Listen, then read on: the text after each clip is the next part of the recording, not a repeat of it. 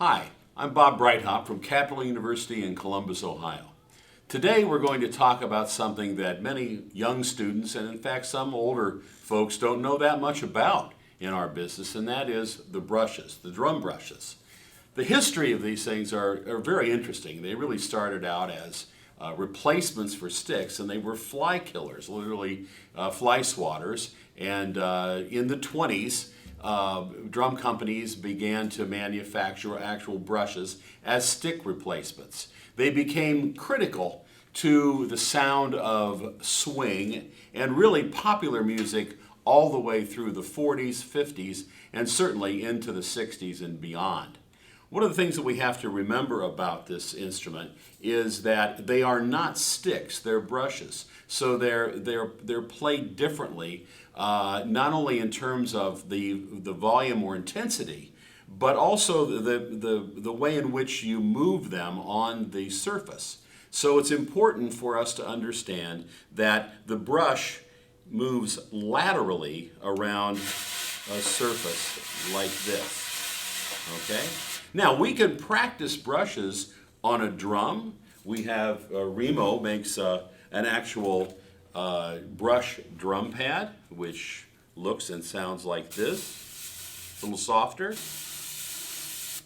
But you could actually use a piece of cardboard, a pizza box, or anything else to get the basic motions and intent of the brushes. So we start with making sure that we have a grip that maintains a flat position on the surface. Now, what we have to understand is to maintain this flat surface like this, we actually have to turn our wrist up like this, similar to an American or French-style timpani grip. So we would be moving our wrists this way to get the brushes to move flat and laterally, okay? So kind of like a swan.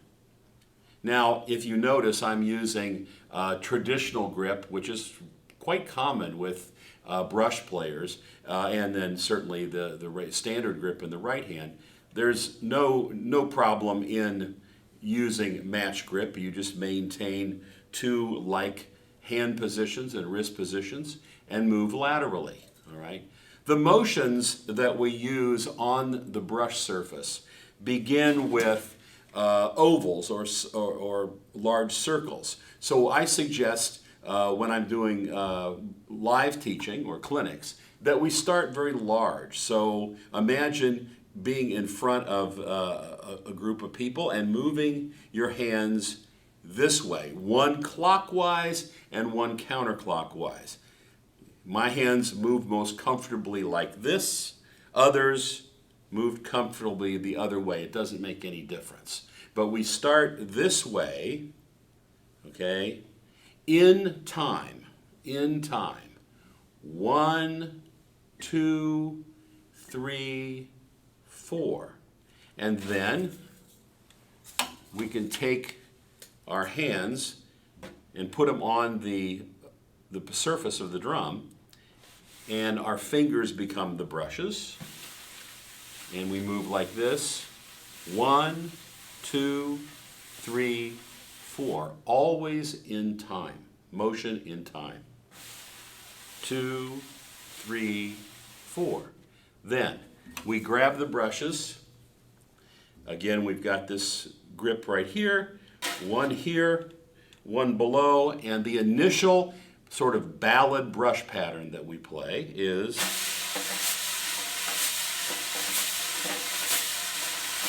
now, if you notice, my arms, wrists, and hands are moving simultaneously at the same time. If we get one out of whack with the other, the time sort of goes away. So this is the first pattern that we use, sort of a ballad pattern, and literally we can just very lightly strike the bass drum, which is sometimes called feathering the bass drum, and two and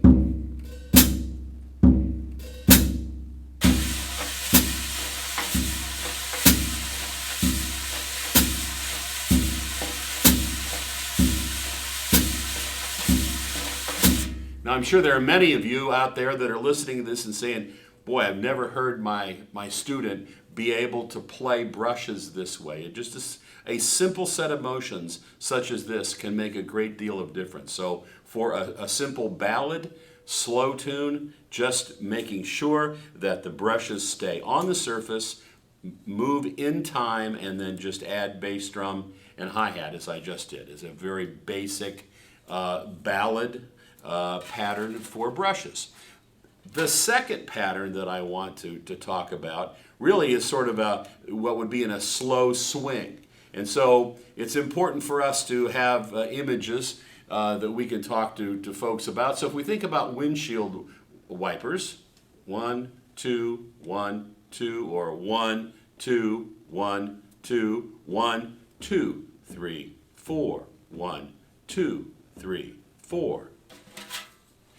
Back to the drum. One, hands apart in this case. It could be like this, but okay. 1, 2, 3, 4. 1, 2, 3, 4. Brushes. 1, 2, 3, 4. 1, 2, 3, 4. Add the bass drum and the hi-hat.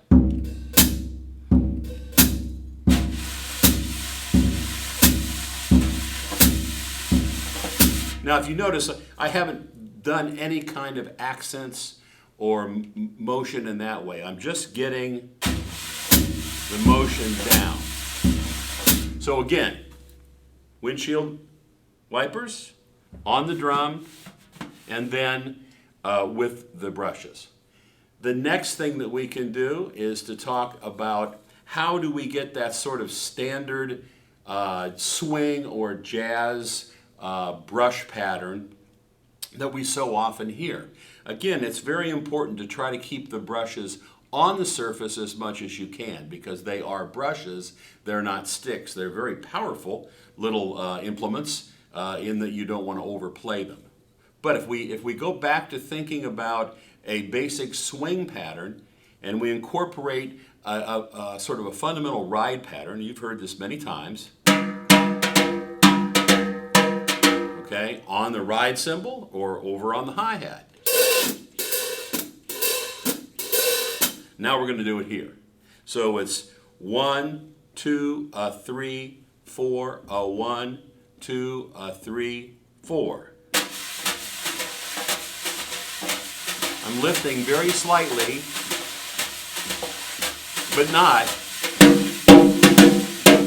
No need to do that.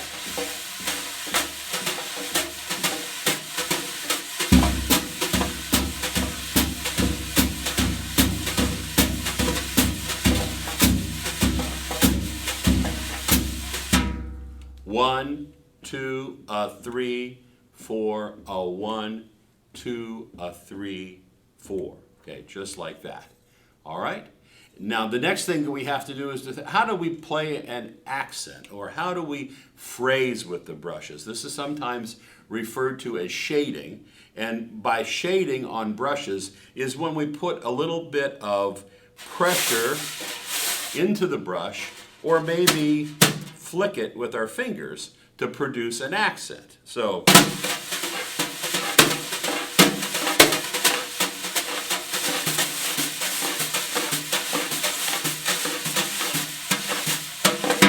you can notice that between the shading and the pressure or the flicking, I've got a variety of phrasing and accents. So if we just start very simply with this.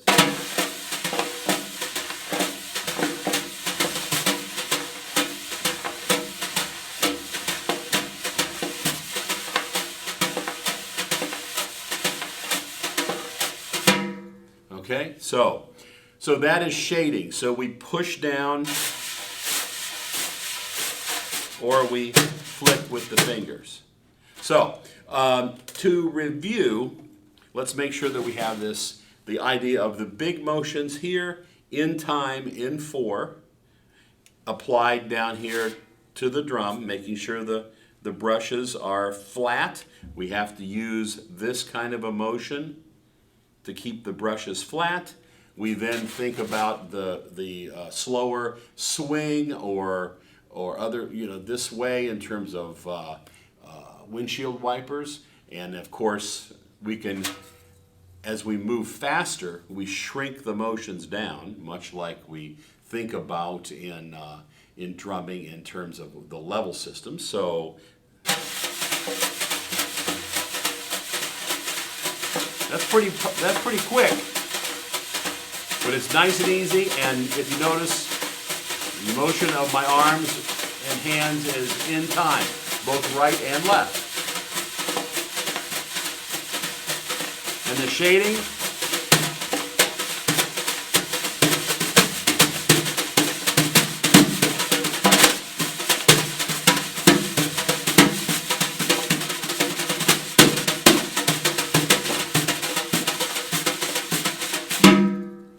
all right, I hope this has been helpful. It's a very quick overview, but I think the principles of what I just outlined are something that you can talk to your students about. We do realize that this instrument, the drum set, is an orally learned instrument. We must listen, we must use our ears, our eyes, we must try to sing. So it's an oral, and with the gift of sight, visual instrument. So if we use all those tools, we are making sure that we listen to the application of these. It's just not enough to know about the technique. But where do we hear this? Well, we can hear it. We go back and listen to the Oscar Peterson Trio, the Bill Evans Trio. Great players of past years, and certainly some of the great opportunities that we have on YouTube to check out players. My pal Jeff Hamilton and his trio, of course. He's got some great YouTube visuals. Ed Soph and many others, including a great video that Steve Smith and Adam Nussbaum did a number of years ago, sort of on a variety of brush masters, if you can find that. But all of these things are available through the wonderful resources that we have on YouTube. I'd like to thank my sponsors, Innovative Percussion, who makes this particular brush. It's nice and loose and has a whip to it that's nice. This is the WBR-1X, so that's Innovative Percussion. Remo, that made the pad that I showed you here. This is the Ed Thigpen, another great legendary brush player. The brush up pad by Ed Thigpen, Remo makes that. And then of course Yamaha and Sabian. So I'd like to also thank once again the Midwest Clinic for the opportunity to do this. And if anyone wants to get in touch with me directly, please contact me at capital.edu/percussion. Thank you very much, and we'll look forward to seeing you live and in person at Midwest in the future. Thank you.